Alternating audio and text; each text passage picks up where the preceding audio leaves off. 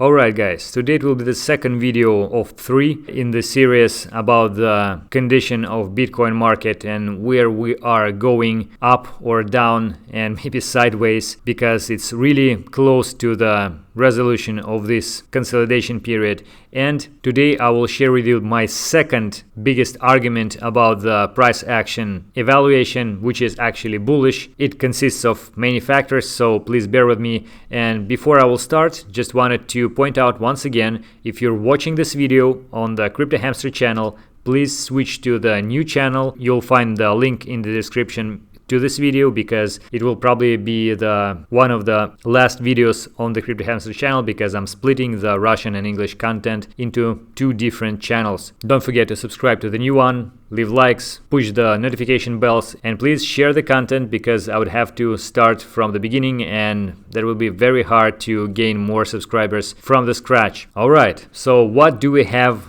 for our bullish case? Well, first of all, guys, I would like you to pay attention to RSI. I think Murad Mahmudov had this chart maybe a week or a couple weeks ago when he was pointing out the wedge formation on RSI. And if you remember, RSI is a kind of a variation of the quote-unquote true price action. So you can of course use all the TA methods on RSI, and here this wedge, his wedge probably was broken to the upside. On the other hand, you may extend this even longer and say that, well, we're actually still moving with the same wedge and this was just overbought condition. But first of all, for the first scenario, this line, if it would be a breakout, is the beginning of the new formation, and now we are testing the support, which previously was resistance, and it's not necessarily be the continuation of this wedge. We may actually go above this resistance after the next test. If we wouldn't though, then the apex of this wedge, the end of this wedge,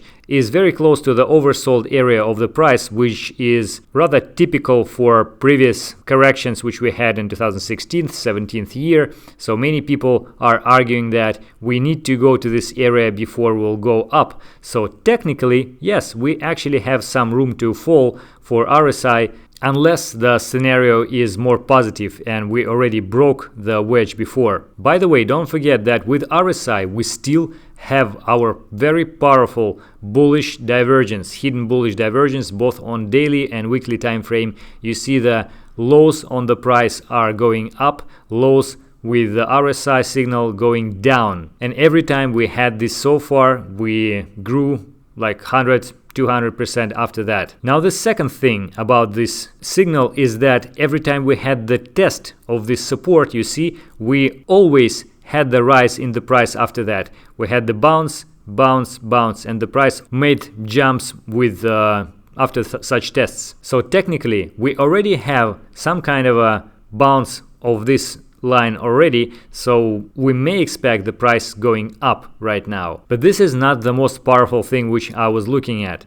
So here is stochastic RSI. We already looked at the stochastic RSI signal yesterday. I was pointing out this kind of bell-shaped pattern for this curve.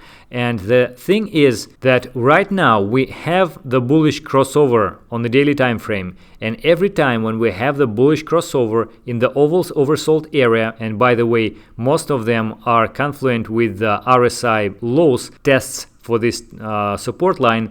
So every time when we have this bullish crossover in the oversold area, we have the major move to the upside. You can check each and every time of this bullish crossover cases on RSI, well, stochastic RSI. And for example, I pointed out this here, I made this on Twitter and in Telegram, everywhere. So you can see every time when we have that, the price move to the upside. But this is not the major again thing. If you also will look at the weekly time frame, you would have the same picture on the bullish crossover case in the oversold area. During the last 4 years, we had the same situation. The price moved up as soon as we had this bullish crossover on a weekly time frame. It was like 8 times here, no exceptions for the daily time frame as well. And right now we actually have a kind of uncertain situation, because we had the bullish crossover already. Instead of going up, which what you'd expect to see, we actually had the reversed crossover once again. It's bearish crossover, although it's an oversold territory. I wouldn't say that it's very strong. There's not so much room to fall for the oscillator. But in any case, we are in a kind of uncertain territory. But the fact that on both time frames, on weekly, which is very strong, and daily, which is like more local but still very important, we have the same signal, same potential bullish indication, just exactly the same time. For example, like last time here, there was no such thing on the weekly time frame, and so on and so forth. Here we have a kind of a resonating signal from both time frames. I think it's rather unprecedented. And at the same time, you may remember yesterday we were looking at the TD sequential signal.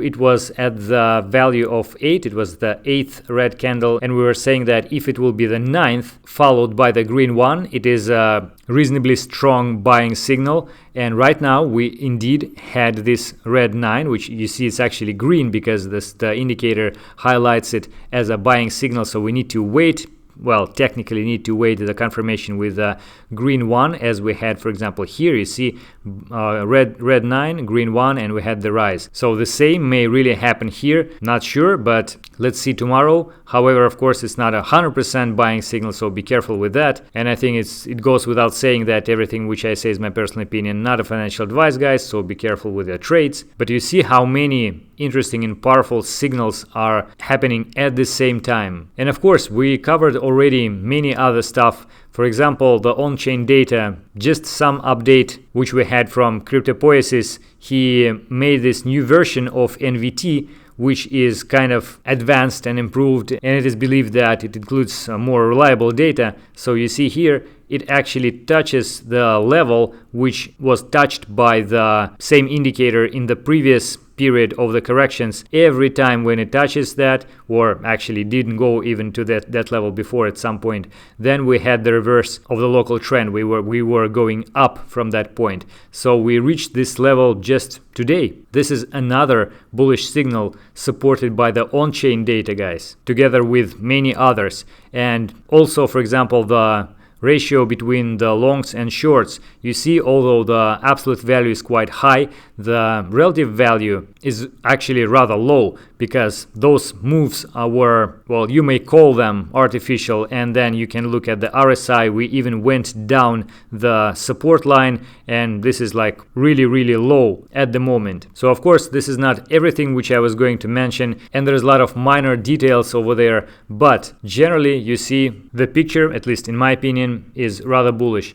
Tomorrow, in the next episode, the last episode of 3, I will show you the indicator, which is, in my opinion, absolutely amazing, and it shows, again, bullish signal for this current condition of the price of Bitcoin, with actual percentage associated with the continuation of the price moving upwards or downwards. And here is a little spoiler, there is much more chance to go to the upside than to the downside, guys. But so far, that is it for today. Again, don't forget to subscribe to the new channel, and I hope that it was useful. Thank you for watching.